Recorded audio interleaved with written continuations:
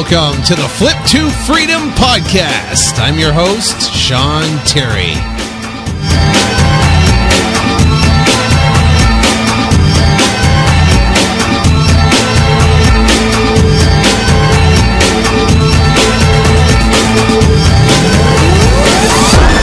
Hey there, Sean Terry from the Flip to Freedom podcast, and we are on episode number 84. Now, I recently sent out a survey to my email subscriber list, and if you're listening for the very first time, you're going to love it because what we're going to cover in this episode is exactly how to close a transaction, a wholesale transaction using no cash and no credit. It's basically the anatomy of a double escrow.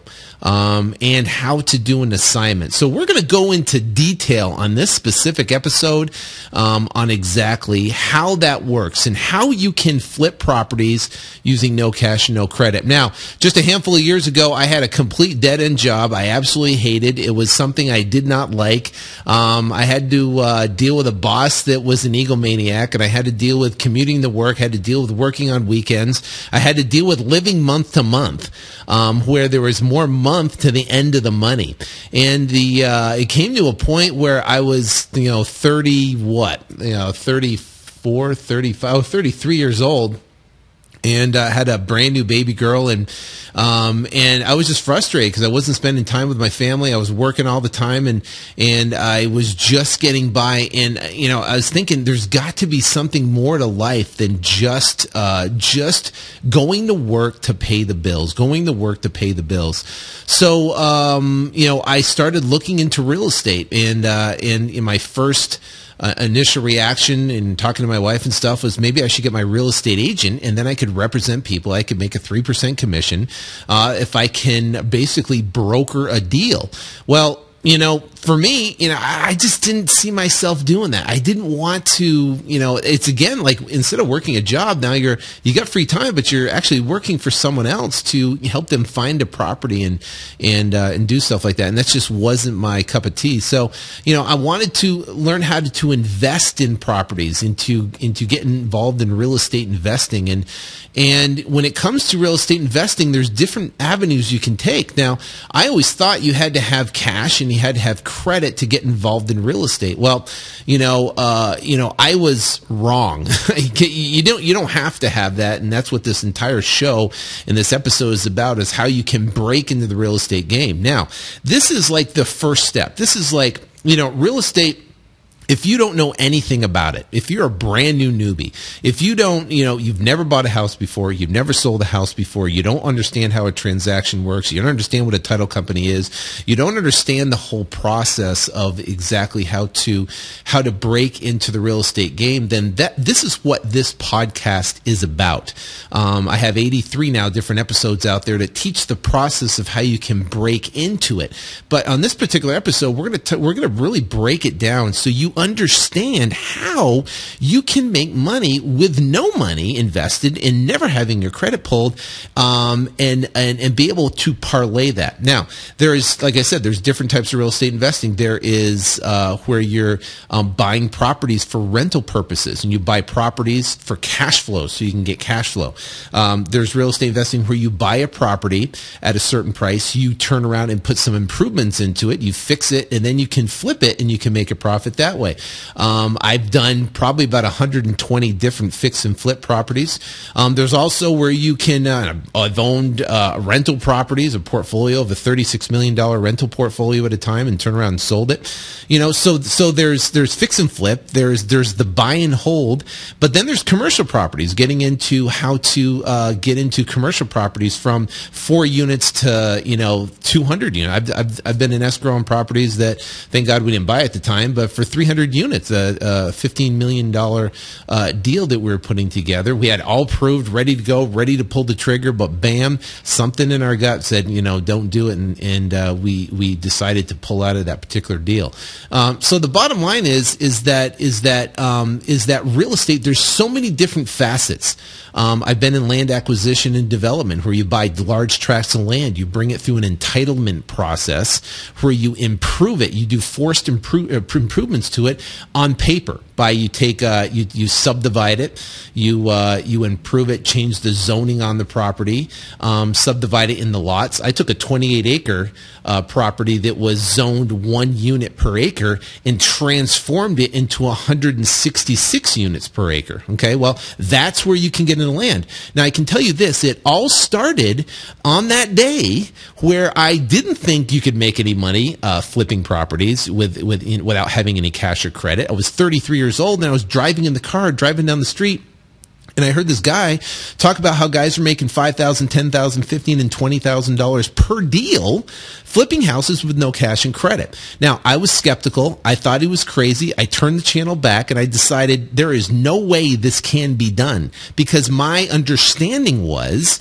that you have to have that money to do it. So, so I turned the channel, listen to College Game Day, and something in my gut, and today I know it was God's intervention, and I turned the channel, continued to listen to what he had to say, and I was literally astonished by how this worked. And it's literally by, flipping properties where you can do it with no cash and no credit. And it's particularly happens by structuring a transaction where you can do what's called a double escrow or an assignment.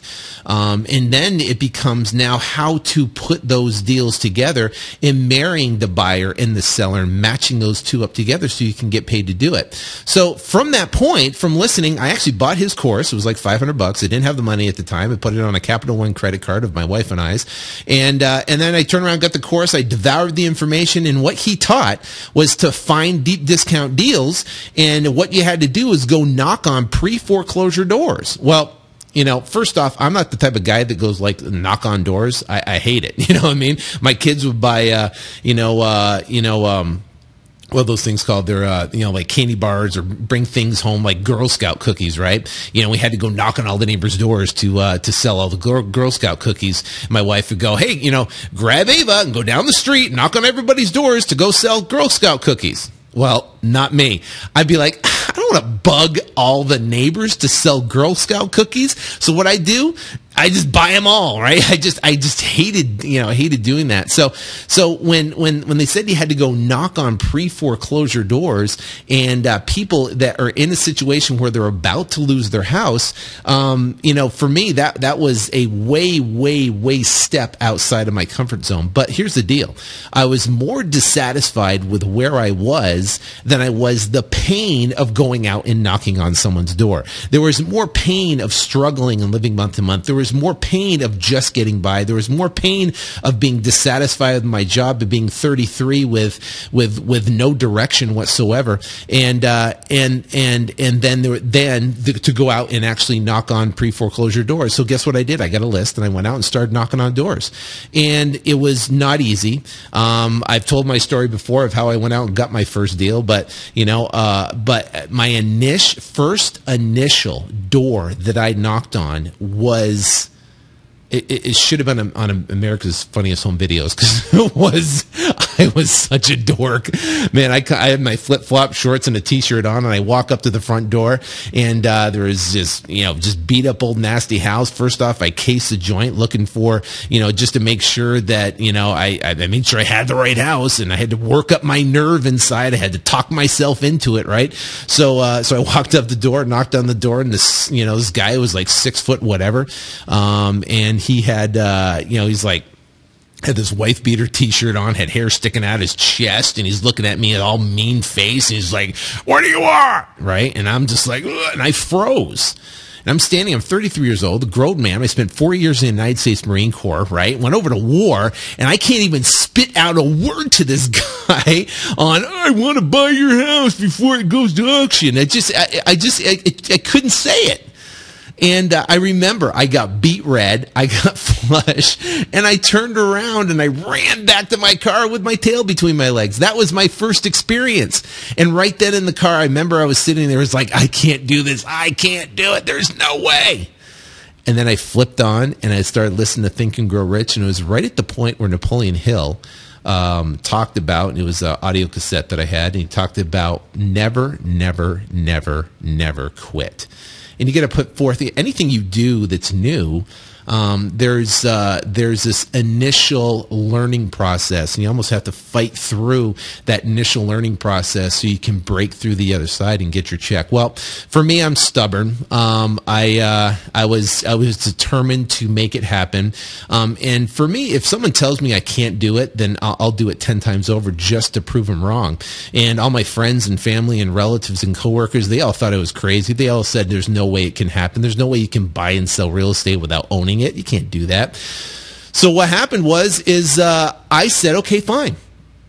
I got a list, and I went out knocking on doors. I went out and knocked on as many doors as I could around my job, mind you, right? I had to do it at lunch breaks and after work and on weekends. Man, I would knock until my knuckles were bloody. I would get up before everybody else, and I'd be out at the first door at 8 o'clock, waking up most people, right? And I'd be knocking on doors and leaving notes and talking to neighbors and finding out about properties and doing whatever I could do to try to generate leads that I could talk to. Well, finally, I ran across this guy who wanted to sell his house, and he said, "Hey, yeah, come back, and we'll do a contract on it." And he wanted $86,000 for it. And I'm like, "Okay, great." I didn't know what the value was. I didn't know what comps were. I didn't know what ARV was, after repair value. I didn't have a real estate license, so I couldn't figure out comps or anything like that. I didn't have a contract even. Didn't know how to fill it out. So I went to Staples. I got a contract from Staples and like Safeway, and I brought it back, and I turned around and I got the property under contract. Yeah, that's what I got the property under contract. And if you've listened to the last episode, I teach you exactly how to write a contract. And here we're going to talk about exactly how to close on a deal. But that's what I did. And I actually turned around, got the deal, sold it, made $11,008. And that was it. I mean, I was excited. From that point forward, all the naysayers, they went away. Right? They went away. And see, from that point forward, once you get your first check, it's all downhill, okay? Because now you're turning around. You understand, you get over it, you go through the process, and you make it happen. And it was amazing. We did a coaching call with the Flip to Freedom Academy members yesterday, and there's a guy on there who was telling his story about how he got his first deal, and he made like $9,700 or $10,000, and he was just completely.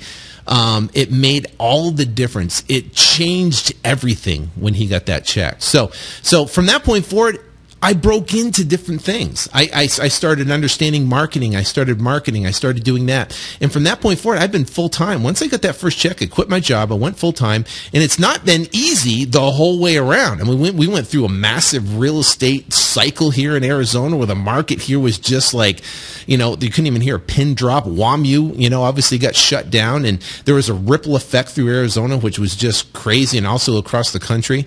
But the bottom line is this, is that I continued doing full-time real estate deals, flipping houses, and now the model's changed slightly, but it's pretty much the same. So, from that point, I went out and bought and sold over $120 million, which consisted of building a rental portfolio of $36 million and turning around and selling it, fixing and flipping properties, well over 100 properties. I fixed and flipped those properties to investors and into end-user buyers, and we got into land transactions where we bought large tracts of land and entitled them and sold them. So, and then got apartment complexes. So what I'm trying to tell you is this, is that this is a starting point, if you're brand new and you want to get started, to break into the game, and then the opportunities will just grow from there, like you've never dreamt possible. So now in this episode, we're going to talk about the anatomy of a double escrow, and how it works, and what it does, and how you can flip a house with no money, how to do an assignment, right? And also too, how to work with a title company. What does closing day look like? Okay. And I got something extra special for you too, because, like I said, I did the survey, and in the survey, a lot of people, want to know how the whole process of how the whole thing works from start to finish, and of doing this with no money and getting started, and how can I get in? And so what I'm going to do is this, is I have, a gentleman, his name is by the name of Eric Thiel, and he's out of Austin, Texas, or is it Houston, Texas? he's probably listening to this right now. He's going, I'm going to wring this guy's neck. Anyways, So it's either Austin or Houston. I don't know. Anyway, so the bottom line is, and I should know. I just get those two, for him, I get those two states messed up. So, Eric, I apologize. Don't hold me, don't be mad at me. Anyways, Eric, we are starting, right, on this podcast, a reality show with Eric. Okay. And what is going to happen is that we are going to interview Eric, and we are going to give him assignments to do, and he's going to go complete the assignments, and we are going to go through he hasn't done a real estate deal. He's brand new to the game. He's excited to get started. He's got up and going.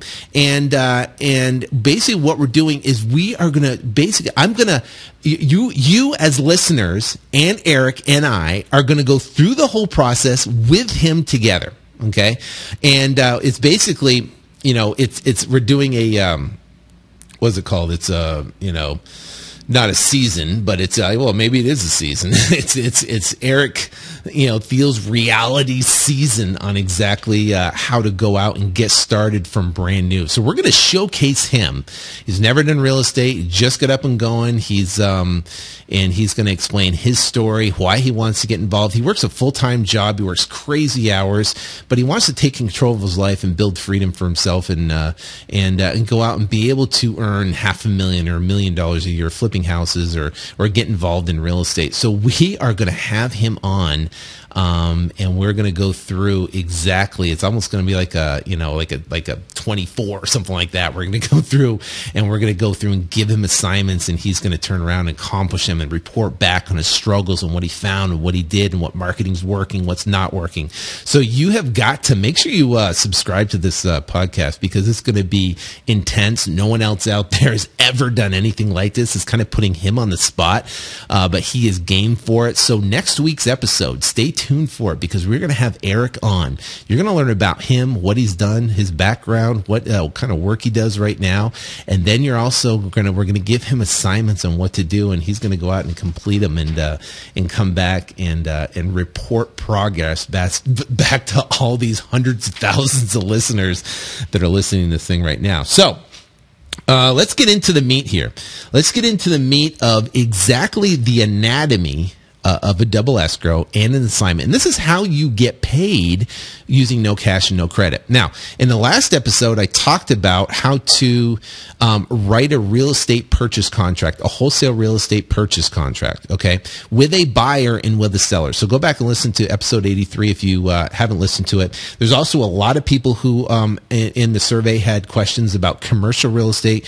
Go back and listen to, I think it's like 82 or whatever. And I did a whole segment on how to value commercial property, how to determine, if it's flippable, what the cap rate is. And I actually gave you a spreadsheet on that call too. So go back and listen to those if you haven't listened to them already. So anyway, so now what is a double escrow? How does it work? How can you actually make money and get involved in real estate with no cash, no credit, no experience, don't know a thing about it? And how can you break in? Well, first off, the number one thing is you got to find motivated sellers. You got to find motivated sellers. And what is motivated seller?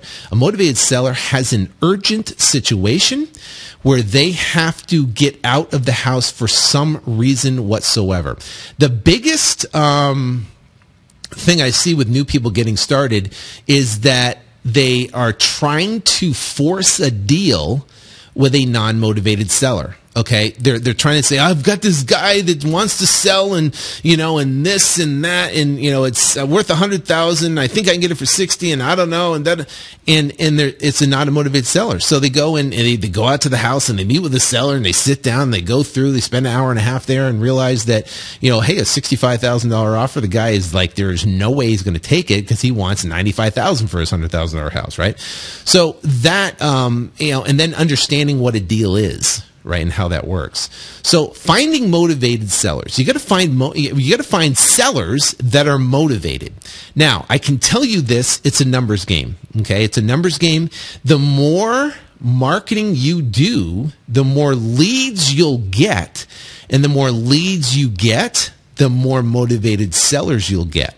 The average is for every 25 leads that you get, you'll get one motivated seller. So what does that tell you? If you want to do 1 deal in a month or 10 deals in a month or 20 deals in a month, well, guess what? You just increase your leads. And that's why I love this business, because it doesn't matter how smart you are. It doesn't matter how, if you're good looking, or if you have if you're fat or skinny, or if you have business experience or don't, if you have a college education or if you don't, because I don't, right? It doesn't matter all those things. The bottom line is marketing. What you do is you increase your marketing. So here's a couple, ways to find motivated sellers. Number one, you can do internet marketing, in where you can, and I actually did an episode on how to use Google AdWords to go out and drive traffic to a squeeze page, capture sellers' information, and those sellers come in as leads. Okay, you can buy pay-per-click advertising on Google.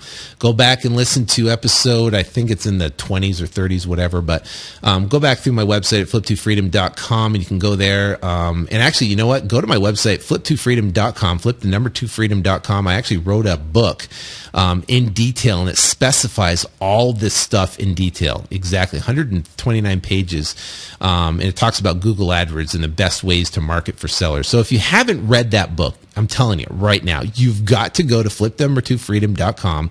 People have told me they spent over $1,000 for the same information I give away for free. So you got to get it, because it's going to explain all this in detail. So you kind of follow along with me. So you can do Google AdWords. That's internet marketing, where you get leads coming in on autopilot once you have it set up. Number two is direct mail. I use a yellow letter, right? And I market to a list. Now, I talk about yellow letter inside that book, so make sure you go read it. But you can target absentee owners. Those are people that own real investment property, but they live out of state. You can target probate. You can target inheritance. You can target all sorts of other lists. Like you can target a fire burn list. You can target divorce. Those are urgent situations. So if someone's an absentee investor and they have a property that's, let's say they live out of state and the property's in the state you live in, and for some reason the tenant moved out, trashed the place, and they need to sell it and sell it quick, well, guess what? They don't want to have to go spend money to fix it up, to stick it on the market through a realtor. They want to get the sucker sold, and sold quick cash. And that's where you can have the ability to go in and get that property under contract, like we talked about last week, the contract. So what you do is you market for those sellers. You're going to have leads coming in. For every 25 leads, you get one deal. You get a motivated seller that calls you, right? And you know they're motivated. How do you determine motivation? That's the next question. So to determine motivation, right, you will see it in their story. Okay, and I don't use a script, because I don't like scripts. For number one reason, it says you don't sound like a robot. The number one most important thing that you want to do talking to sellers is build rapport, just like you would do with anybody else you're talking to. If you're in the line at the bank and you strike up a conversation with Joe Blow and that's sitting in front of you, you wouldn't read a script. Hi, mister. Yeah, how you doing? You wouldn't do that. What you do is to say, hey, how's it going? Oh man, it's a beautiful day outside, isn't it? Oh yeah, it's a perfect day. Oh my God, it's great. And what are you doing in the line here? Oh, I'm just depositing. Whatever it might be. It's a stupid example, but you know what I'm saying. So when a seller calls in, what happens? So they're calling in and say, hey, I just got this letter, about you're interested in buying my house. How'd you get my information? Well, honestly, Mr. Seller, you know what? I'm an investor. I'm looking for properties. I'm looking for more rental properties to fix and flip. And you know what? I love your area. It's the perfect place where I would like to buy properties. Now, Mr. Seller, let me ask you a question. Are you looking to sell? And then shut up. Okay? Are you looking to sell? And then be quiet. And then see what you did there is you took control of the conversation by asking a question. Okay? Picture a tennis court, right? You're on one side, I'm on the other. When you hit the ball, it's like volleying. When I hit the ball to you, I'm asking a question. So you ask the seller, hey, Mr. Seller, you're looking to sell the property. Bam, I hit the ball, and the ball goes back to you. And then, boom, you turn around and hit the ball back to me, and the seller goes, no, I'm not, or yes, I am. What are you willing to offer? Right? So now he hits the ball back to me. And then the ball comes back, and you say, I don't know, Mr. Seller. Tell me about your property. Right? So then you hit the ball back. And then he hits the ball and says, well, what do you want to know? Boom. And he hits the ball back to you. And he said, well, how old is the property? Tell me about, is it been fixed up? How's the roof condition? Is there any, issue with the cracked slab or anything like that? When's the last time it was updated? Is it have an AC on it? Or does it have a, central heat system or central cooling system? Is there, is there a garage on there? So, and you're asking those different questions and you're volleying back and forth. But the bottom line is this, is that you have to take control by asking questions of the conversation. And what's going to happen is this. They're going to call and say, hey, I just got this letter in the mail. How'd you get my information? Oh, I got the information from the tax records. I got the information because I like in the area. And they say, well, what do you want to offer on the property? Well, I don't know what I want to offer yet because I'm trying to, I don't know. I haven't pulled comps on the property. Well, listen, why don't you do a drive-by and then after you look at it, give me a call back with your offer. Okay, done. That's how your conversation is going to go. Well, you don't want to do. You want to take control of the conversation, and you take control over the conversation by asking questions. And when you ask questions to the seller, it gives you the opportunity to build rapport. And I can tell you this: you want to match the seller's tonality in their voice like a chameleon. So what does that mean? It means that if the seller is very soft-spoken, hi there, I just received this letter in the mail and about you wanting to buy my house. What's this all about?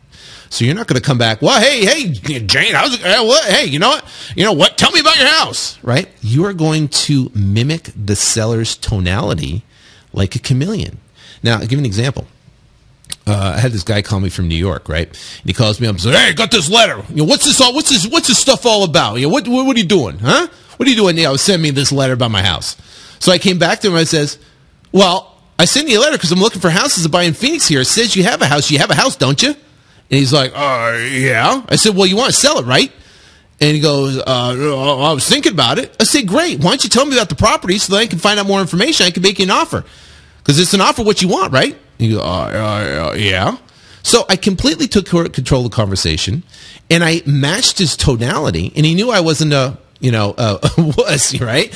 And literally was able to get an appointment and get a contract on that property. So the bottom line is this: is that's a little tip, I guess you could say, when talking to sellers. So now what happens?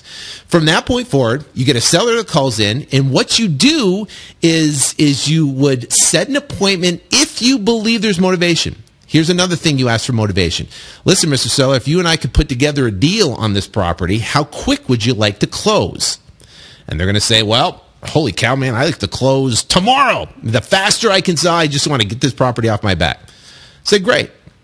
Then you say, and then you say, great. Let's set a scheduled appointment.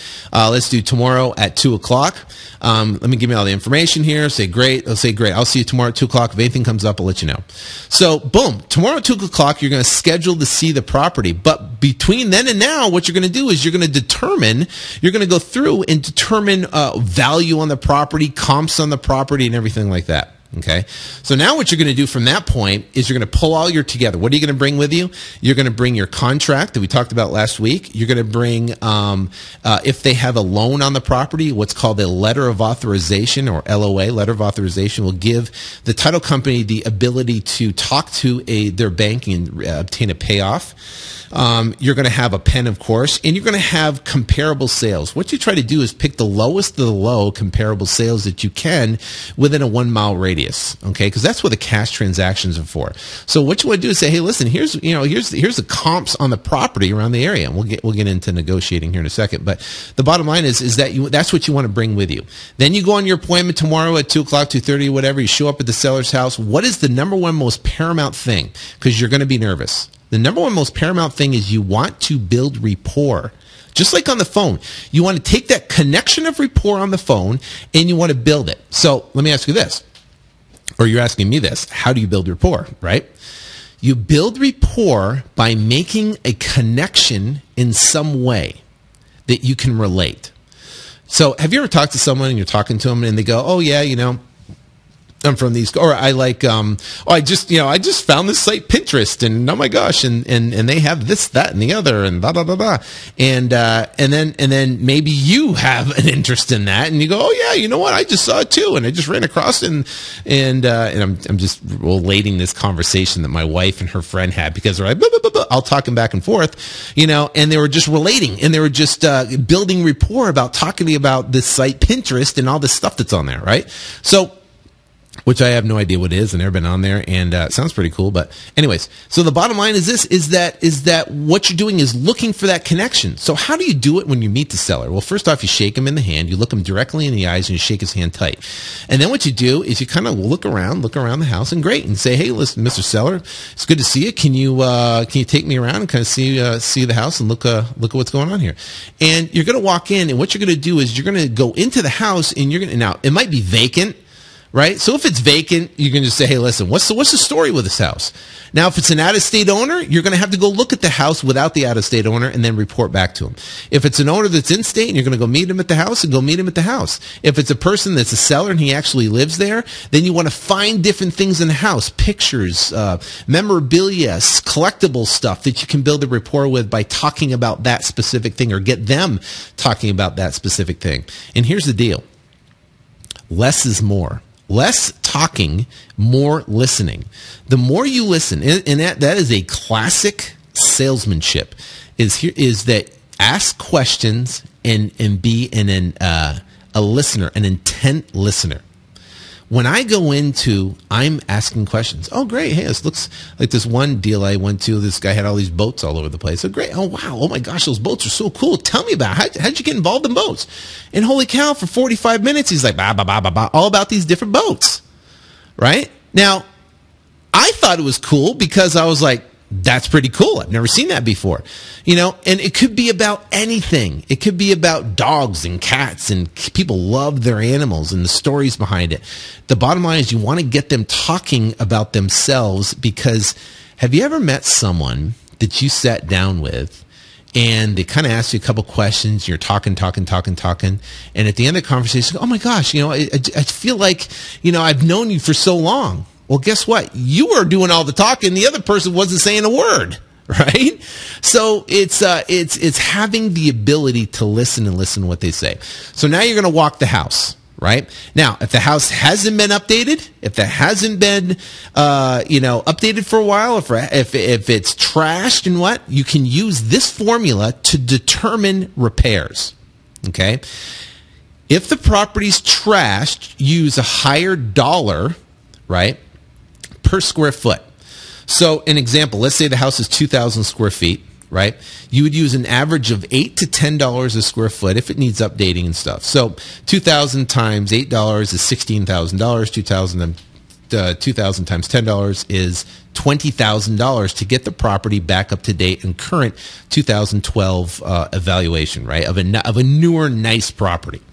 Okay. Now, what if the place is trashed? There's hole in the wall, the copper's ripped out, the AC's ripped off, the place is a mess, right? It's just a pit. Well, then you're going to increase that. Instead of 8 to 10, you're going to use 12 to 15, 12 to 13, 12 to 14, and it's going to increase of how much work needs to be done on the property. That number is going to be important. You want to write that down on your pad of paper when you're in there, or I use manila envelope when you're in there talking to the seller. You're going to write down that potential repair cost when you walk the property. And you take the square footage, and how do you know the square footage? You talk to the seller, or you get that information off the tax records. Then what you do is, then when you're sitting down and talking to the seller, where do you sit in the house? Right? Well, I mean, now remember, that's if they live there. If the place is vacant, then obviously it's a different story. If they're out of state, of course, that's a different story. But the bottom line is, if you're going to negotiate with a seller, negotiate on the couch with the seller, not the kitchen table, because the kitchen table is where they're more uptight and where they pay the bills. You want to be on the couch where they're more relaxed. So now you sit down and you're talking to them, say, hey, listen, Mr. Seller, here's all the comps on the property. Here's the ones that have sold recently. And if you're going to list a property, guess what? You would have to take out 6% realtor commission. That's if you get a full price offer. You'd have to take out 2% for closing costs. You'd have to take out, any other type of concessions that the buyer wants. So guess what? The house right now is, $30,000 plus. Guess what? It's going to need repairs to get this sucker up to retail value. I mean, we're going to have to put in at least $15,000 or $20,000 in the property. So, so that's going to put me around this number to make my numbers work. Does that work for you? Now, from that point forward, first off, the rule of thumb is this: never put out a number first. Never be the guy that's going to put out the number first. Always say, hey, Mr. So, what are you looking to get for the property? That's what I say. I'm walking around, talking to him, looking at him. I'm making notes of all the different things that's wrong with it, right? Kind of pointing them out to the seller and say, hey, so let me ask you a question. What are you looking to get for the property? Now, two things are going to happen. One, he's going to, and I do that during walking around the house, okay? Not the first 10 minutes, but once I have a rapport built, then I'm going to turn around and ask. So then once I have that rapport built, all right, I'm going to start messing with them. I'm going to start, say, hey, so what are you looking to get for this thing anyways? Well, and you want to kind of catch them off guard. Now, a lot of people say, well, I don't know. I haven't even thought, what are you looking to offer? So, and then I'm going to back off it. I'm going to kind of forget about it again. I'm going to keep walking around the house, keep looking. And then I'm going to get back down to the couch. I'm going to say, so really, Mr. Sell, what are you looking to get out of this property? What would you like to get out of it? And if you cannot pull a number out of them, out of them for that, then I would go through the analogy I just talked to you. Take $30,000 less, repairs, less, and get down to a number that's low. So low that you're cringing. So low that you're going, oh my gosh, this guy's going to punch me in the face. So low that you say the number and you squint and you're holding and you're just like, inside, of course, you're not doing this, but you're sitting there and you're freaking, and then let him respond. Okay, you got to start low because then you can start working your way up from there, and it'd be amazing to see what happens. I've seen where said a low number of $50,000 for a property, and initially I was going to go in 80, and he goes, well, I was thinking if we can get around 55, it'd work. Now 55 is a home run, right? And they say, okay, great, let's get it done. And then you can fill out the contract like we talked about last week. So here's the deal. When it comes to negotiation is, there's fear, right, of loss. Fear of loss is probably one of the largest motivators around. And there's desire for gain. So what's the desire for gain for the seller? That they want to sell the property, they want to get the cash, they want to get the burden off their back, they want to get, they don't have to deal with the taxes anymore. They want to be done with this property. You want to give them that is the desire for gain. They want to get that. So do you allude to that? Yes, right. So you say, hey, well, it'd be nice to get this property off your back, wouldn't it, Mr. Seller? Yeah, and they go, yeah, it'd be, yeah, oh man, it'd be great. But so let me ask you a question, Mr. Seller. What would you do with the cash? Oh, man, I just need the cash. I just want to, basically put it in the bank. I got to pay off some bills and this, that, and the other, or I go on a vacation and travel, whatever it might be, right? Or whatever. I just, need to move, whatever it is, so I can go move somewhere else and downsize. Then you go, Mr. Seller. Oh, so listen, here's the deal, Mr. Seller. Here's my contract. Here's my price. This is what I think I can do. But I have several other appointments in the next 24 to 48 hours that I've got to go to. I have a limited amount of cash for me to purchase. I can't purchase, obviously, every property. I typically take one or two properties on, and that's it. I do like your property. The floor plan's a little, I'm not 100% sold on it, but the bottom line is this, is that I've got a couple other sellers I'm going to be talking to. I only commit to one at this time, and it could be yours or it could be someone else's. If it's someone else's, then obviously this contract goes away. So we got two different options, Mr. Seller. A, we could make a decision, we could sign this, we can open up escrow and get the ball rolling. Or B, right, you can think about it, but there's a potentially good chance that I might have to pass on this property and pick the other one. So what is that? That is called an alternate choice close. That means what you're doing is you're giving someone an alternate choice, A or B. Now, if they stand on, now we built the fear, right? The fear. So what is a typical person, what they're going to do? They want to avoid fear of the uncertainty. Oh my gosh, I might lose the deal because you just built the gain up. Okay, wouldn't it be nice? What are you going to do with the money? How's it going to work? And you say, listen, now we got two different choices, Mr. Seller, right? You know, I could give you the contract, you could sit on it and you could think about it. Or, you know what, we could act on it now, we could open up escrow, get it up and going, and it's a done deal, it's a for sure deal. Or, you know what, you can think about it, and there's really a good chance I could contract another property. There's a couple other good deals. I can push them way out. But you know what, I could get you in line first. And now, what they're going to do is, what I found, is they're going to say, all right, let's just get it done. And then you're going to sign the contract right there. Do you put up earnest money? No, I don't put up earnest money. You fill out the contract, you have them sign it, right?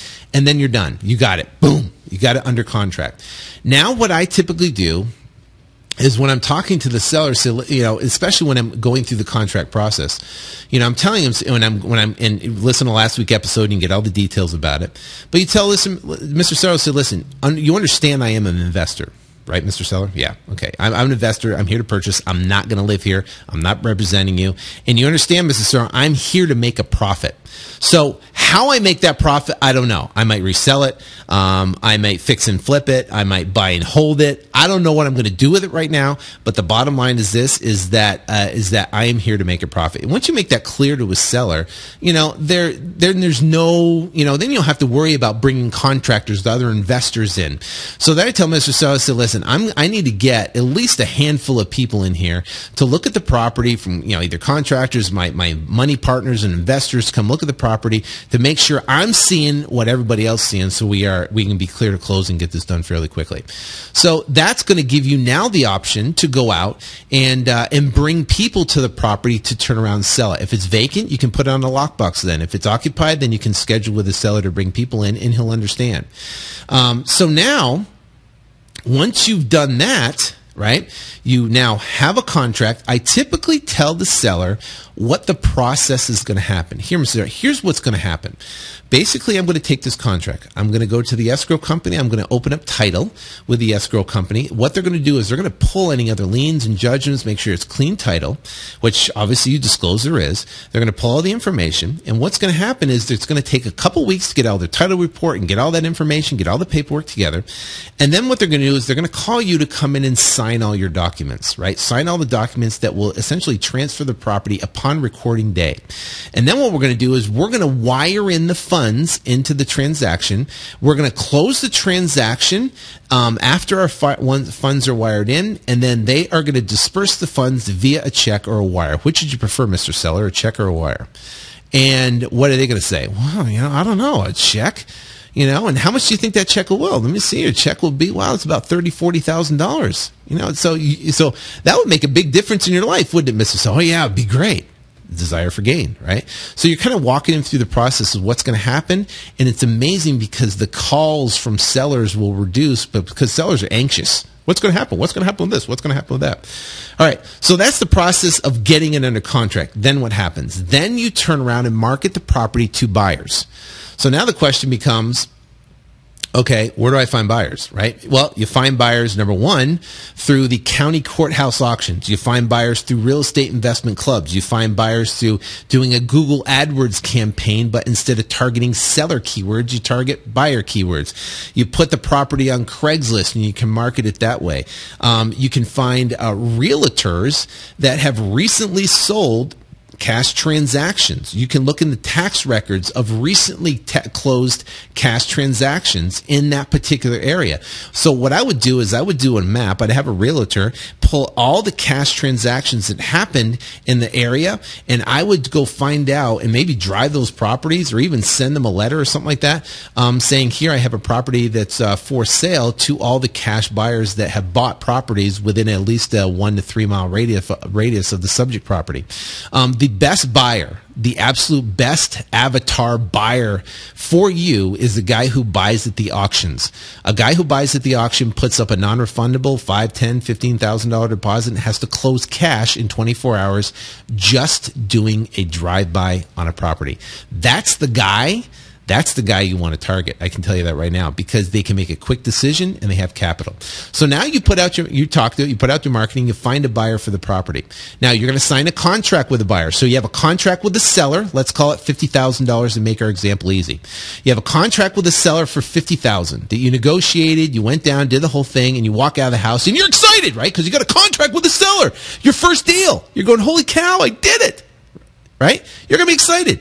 You're going to take it to a title company, right? Well, let's talk about title company, because we haven't talked about, I just assumed you knew what a title company was. You could do a title company, which is escrow company, or you could go through an attorney, depending on the state you're in. Okay? So now, what happens at the title company? Okay, what are you going to tell a title company?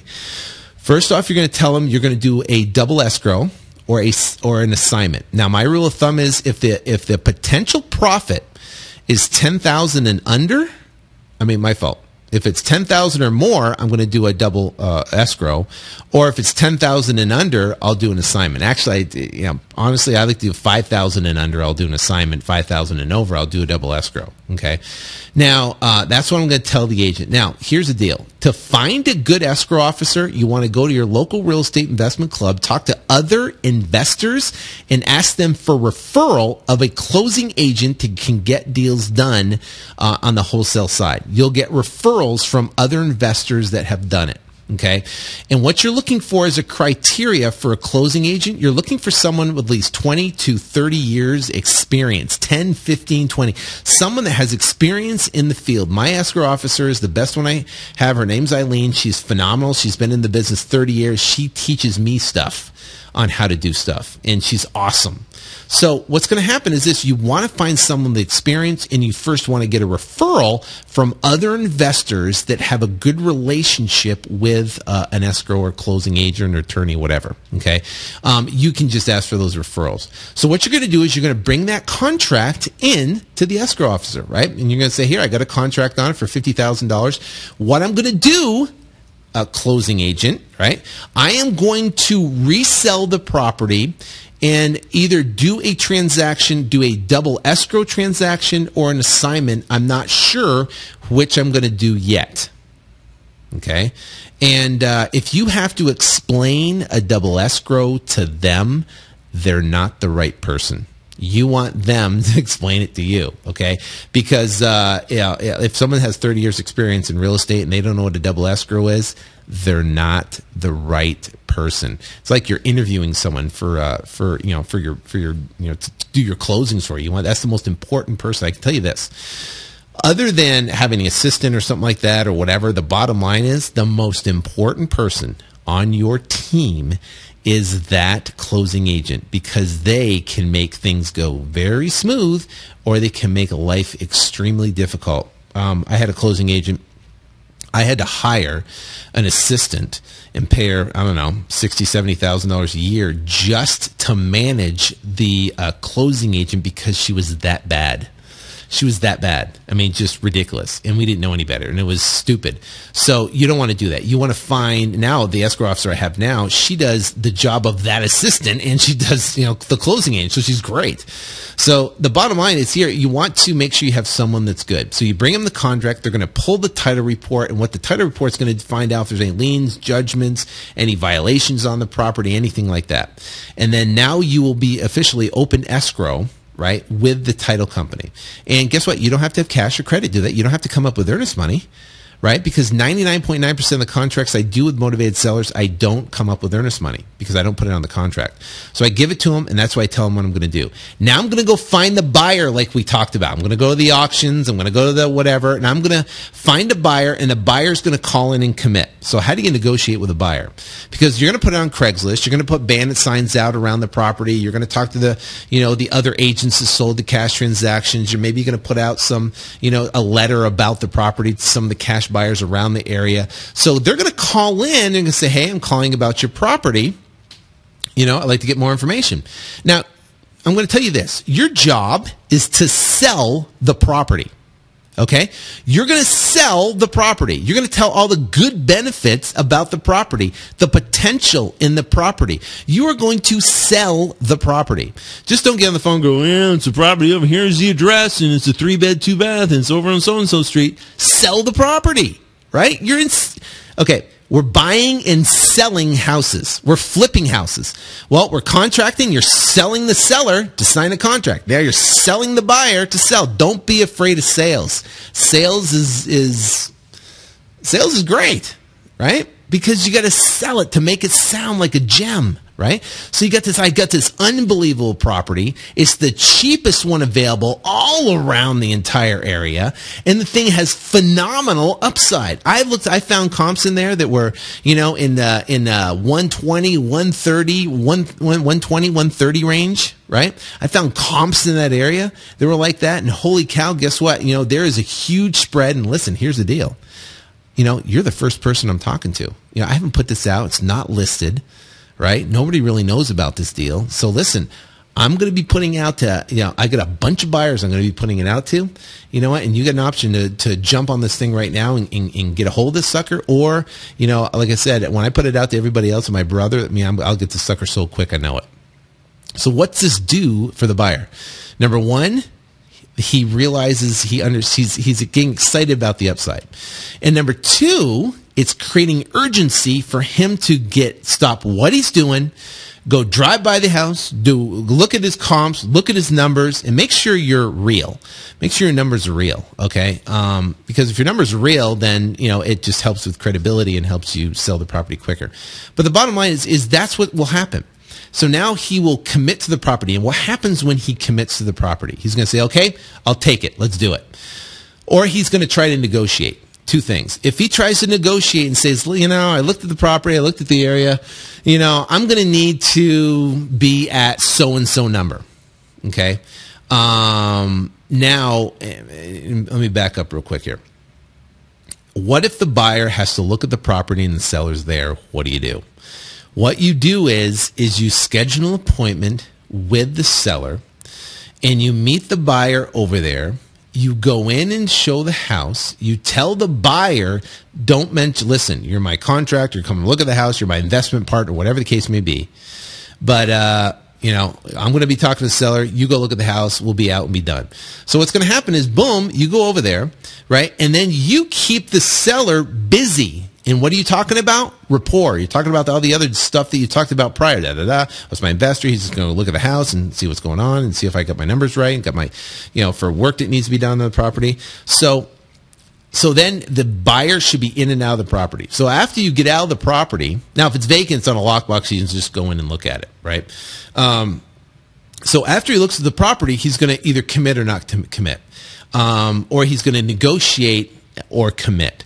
So if he tries to negotiate, which every buyer will do because they're trained to do it, to try to get a better price, this is how you handle it. The buyer comes in and says, hey, I just looked at the property. It looks like there's a little bit more work than I thought that needs to be worked. I looked at some of the comps in here. Instead of having a value of 140, it's actually a value of 125. I just don't know if I can make your, $70,000 work. How about, $62,000? That's what I can pay for the property. Okay. Now you bought it. You're in contract for 50, right? So you're selling it for 62. So you're thinking, holy cow, I could walk away with 12 grand. You know what I'm thinking? There's no way I'm leaving 8 grand on the table. I want 20. That's what I'm thinking. So I'm sitting here with the buyer now and said, listen, the only thing the buyer can negotiate is the price and the condition of the property. So then you say, well, what are you talking about? There's a comp here for 130. There's a comp here. This is the cheapest one on the block. All the REOs are going for X. All the short sales are going for Y. And you're telling me you can't make your numbers work with these other comps? Well, I'm sorry, Mr. Buyer. But the bottom line is the best I can do on this thing. The best I can do is $68,000. You need 68. Let's get the deal done. Otherwise, it's going to hit the rest of my buyers, and I guarantee I'll sell the sucker tomorrow. So what are you doing? You're confident. You know what you're talking about, right? And then you're coming back and renegotiate. Just don't accept his price. So he comes back and says, okay, I'll do 68. So boom, you just made yourself another $6,000 by just talking to him back and putting a little fear of loss in there that another buyer is going to get it.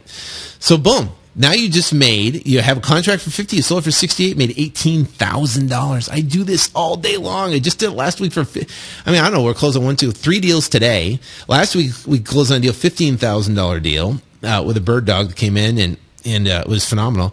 But it happens, you can do this 10 times a month. That's what's great about it. Now, what happens? You got a contract with a buyer, a contract with a seller, right? You bring now the buyer's contract into the escrow officer and say, here's the contract for $68,000. He's going to close cash and he can close it next week. Great. Here's his earnest money deposit. So you're going to collect that from the buyer. You're going to fill out the contract there. He's going to write you a check or a cashier's check or whatever for the earnest money deposit. I collect $2,500, non-refundable. I'm going to take that contract to the closing agent and say, listen, we're going to do a double escrow on this property. Now, let's talk about the double escrow. What's happened, and I know this is going a little bit longer, but I want to make sure I cover this. A double escrow is when the buyer wires in $68,000 plus the title closing cost. The buyer wires in $68,000. And that's escrow 2. There's 2 escrows involved. Means there's 2 different files open. There's escrow A, right? Or escrow number 1, which is between you and the seller, and they call that the AB, between you and the seller. And then there's escrow number 2, which is between you and the buyer, which is called the BC. So you get the AB and you get the BC. Well, what's the common denominator? B, being you're buying and you're selling. And it's all done on the exact same day, and it's all done simultaneously back to back. So here's what happens. The buyer, what they'll do is have the buyer come in and sign documents. Okay? They're going to sign all their documents, You're going to come in and sign your documents. It's typically at a different time. The buyer will come in at 3 o'clock, you'll come in at 9 o'clock, and the seller will come in at 11 or 12 o'clock. Now, I suggest on your first initial closing, you meet the seller at the closing to make sure all the paperwork's done correctly. Okay? Meet the seller at the closing, make sure everything's good, make sure the paper's good. They're going to say, oh my gosh, great. I say, great, listen, we're going to get the thing funded today. You should have your wire or check by tomorrow. So now what you do is you're facilitating, you're bringing comfort, you're building that rapport, and you're making sure everything goes smooth. So you go in and sign at 9. The seller comes in at 10 and signs all his documents. Let's say the buyer comes in at 3 o'clock, signs his documents, and he wires in funds. Well, what happens is he's going to wire in funds to the BC transaction between you and the buyer. So $68,000 plus closing costs, let's call it $69,000, goes into that escrow, of which they transfer $50,000 plus closing cost, right? $50,000 and closing cost to cover the AB file between you and the seller. Okay? So how does that happen now? So $68,000 plus closing cost, then they transfer $50,000 plus closing costs because you will pay closing cost on your side between your A and your B, or you could split it with a seller, whatever. But it'll be like a couple $100, say $500 or so. So they're going to transfer $50,500 to the escrow between the A and the B, and then boom, guess what you have now? Now the seller sold the property. They record the transaction. Now they record the deed from there, and it records. And then simultaneously, the deed records right behind it from the A to B. So on title, it's going to show from seller to you, and then from you to buyer. That's what the chain of title is going to look like. The buyer wires in $68,000, of which $50,000 plus closing costs, $50,500 goes to that file, the A to B. The seller walks away with $50,000, and you walk away with a difference. So what is $50,000 minus 68? $18,000. You just made $18,000 by flipping a house with no cash and no credit. Because how much cash did you bring to the closing table? None. How much earnest money? None. And you turn around, you could do that over and over. It's the best way to get involved in real estate, and you can make a fortune. I do 15 to 20 deals a month doing the exact same thing. Exact same thing. Now, That is how you flip a property using a double escrow. Now, what if you sold it for $55,000 and you don't want to pay closing costs? How do you do an assignment? An assignment is literally a one-page document that is assigning the seller to the buyer. So what does assignment mean? Assignment means to sell. You're selling your contract. Just picture that. You're selling a contract for a price. You're selling the contract for $5,000. Okay? So you're going to sell that contract to the buyer for $5,000. Now what's going to happen is the buyer's going to wire in $50,000, right? And he's going to buy the property directly from the seller. Okay, and also he's going to wire in money. It'll probably be $55,000 plus closing costs. So he's going to wire in $55,000 plus closing costs. $5,000 will go to you for the assignment, and the balance will go to the seller, and the guy will own the house. That's if you sold it for $55,000. Now, like I said, you wouldn't do an assignment on an $18,000 deal because now potentially the buyer's going to see you making $18,000 on a deal, and he's going to balk and try to renegotiate.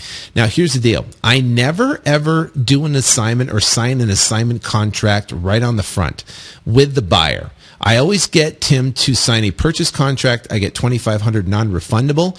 And then if I decide to do an assignment thereafter, I'll do an assignment thereafter. Okay? Because I always want to negotiate price. I never want to negotiate my assignment fee. So for an example, let's say I was going to sell it for $68,000. Well, guess what? If I said, well, why don't I just assign it to you for, well, I'm in it for $50,000. Okay, I'll sign it for $18,000. Can I sign it to you for Mr. Seller for $18,000? He's going to be looking at, well, wait a minute, dude. I'm going to come in, I'm going to fix it, I'm going to do all the work to this property. You're going to make $18,000. Well, what about if you made, $6,000 or $5,000 or $7,000, right? So what happens is the buyer now is negotiating your fee. I don't like that. I'd rather I structure mine to where I'm negotiating the price of the house because I can make a valid argument. He never knows what I'm in it for. Okay, he has no clue what I'm in it for. So what happens is I turn around and now negotiate the price. I get a contract. I get non-refundable funds. And let's say, for an example, in this example, I sell it for $55,000. I'll go back to the seller and say, hey, listen, buyer, I'm just going to say, listen, we're just going to do assignment because I'm pretty tight on this deal. And he goes, okay, fine. We'll have title company prepare the assignment, and then we'll get that at close of escrow. So now he's going to see an assignment on there for $5,000. He's not going to, he can't renegotiate and balk at that time. He might try, but you're going to say, listen, you got two different options. We can close it today, right? Or you can renege and not close it today, Mr. Buyer. I'll keep your $2,500. I'll sell it to someone else for more and make more money. What would you like to do? Again, alternate choice close. Take control of the situation. Here's how it's done. Okay, because you're not messing around. Business is business, right? If he wants to start trying to renegotiate your fee, forget about it. Doesn't work for me. So now, whew. Okay. I'm exhausted. All right. So here's the deal. If you want more from me, go to flip2freedom.com. Flip2freedom.com. Okay. Let me see how long this episode is. It's not as bad as I thought. But anyways, the bottom line is go to flip2freedom.com. I wrote this book. It's a real estate investing blueprint. It basically explains all this in complete and utter detail. Now, on next week's episode, right, we are going to speak to Eric Thiel, and he is going to be our reality podcast show where we're going to talk about him breaking into the real estate game, his fears, his excitement, his all this stuff. And also too, we are having our first Flip to Freedom live event called Extreme Freedom, Excellence, Abundance, and Total Fulfillment for the aspiring real estate investor. That is happening May 18th, 19th, and 20th weekend in sunny Scottsdale, Arizona. If you want to learn more about that, go to flip2freedom.com/extreme-freedom. Or if you just go to this post at flip2freedom.com, you'll see a little banner on the side with that. It's a white Extreme Freedom. Just click on that and it'll take you to the page. You can watch the video. It's about a 20-minute video, and it kind of explains the entire process of the 4 phases of freedom. We just talked about the first phase of going out and getting your first check. And then actually taking it and ramping it up from there. And it also talks about really important things when it comes to law of attraction, motivation, talks about spirituality, how God plays in your life in all this, and also your mental aspect, your predominant thoughts that you think about. So we're going to cover a lot of phenomenal stuff at the live event. If you're on the fence, I'm telling you right now, we only have 100 seats available for this event, and right now I think we have 60 sold so far, so I think we got 40 left. So if you are serious, you want to get on there and you want to meet us and all the Barron's Club members and all the other guys that are cranking it out here, then definitely come to the Flip to Freedom Academy event in Scottsdale, Arizona. You can find out more at fliptofreedom.com. So I hope this rattled your ear off. I hope you have a phenomenal next week until we meet with Eric. And again, thank you so much for your time. I greatly appreciate you guys listening. Thank you for the awesome reviews that you guys submit into iTunes and everywhere else. And I really, really, really do appreciate you, your time, your energy. I hope all this information helps you go out and get success. I can tell you, I get more stories from people email me and saying, hey, I just got my first check for $11,000. Just got my first check for $12,000. I got just my first check for $6,000. I'm telling you, man, that is phenomenal. That is so, so cool. I can tell you, I love hearing those stories of people that didn't think they could do it, but they either listened to the podcast, got the motivation, and they did it anyways. Despite all whatever, any type of negativity, any type of obstacles they overcame. I spent 4 years in the Marine Corps, and one thing I learned, that obstacles are just a nuisance. And the size of the man or the woman is determined by the size of the obstacle they can overcome. And we've got two different, ways in the Marine Corps. There are a couple different ways we get around an obstacle. We'd either go around it to the right, we go around that obstacle to the left, right? We go over the obstacle, we dig under the obstacle, or my favorite, we blow it up. Right? We blow it up. We just go right through it and blow through it. So you know what? Be like that. When an obstacle comes up, it's not an obstacle. If you can't find a title company, guess what? Find a way. Find a way. Talk to more people. Get more referrals. Figure out and get that tenacity to go out and find it, because you will find that escrow officer. And if you have a hard time finding deals and finding motivated sellers, keep digging. You will find motivated sellers. You'll get your first deal. You'll get your first check, and you will become successful. I can tell you that. And guess what? Maybe you get scared you can't find a buyer. Don't be afraid. Okay? Just plow through it, put forth energy, put forth effort, and just have some faith. Just a little bit of faith. Not a lot. And go forth and make it happen, because you will have success. Because I'm telling you this. It doesn't matter. I'm not the sharpest guy. I don't have a college education. I spent 4 years in the Marine Corps. I got in real estate, and I just love it, right? Obviously, I hope you can tell. I love it, and I just dove in. I submersed myself with everything I could about real estate. But there's two ways to submerge yourself. There's with learning, right? Or there's doing. See, for me, I bought one course, and that was it. That's all. The only education I had was one course.